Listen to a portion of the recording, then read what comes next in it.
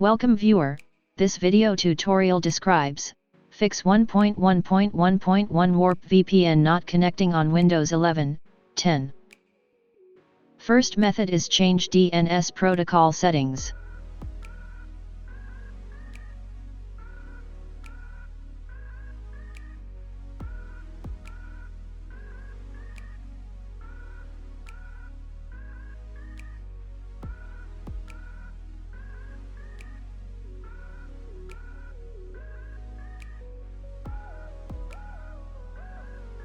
Second method is configure proxy mode.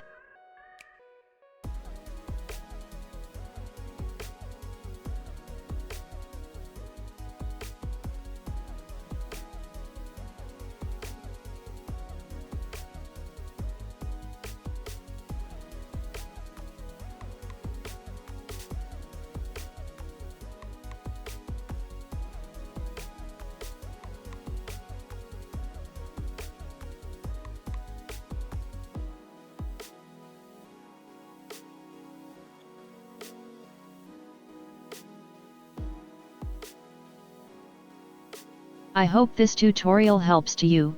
Please like, share and don't forget to subscribe our channel. Thank you very much. See you next video.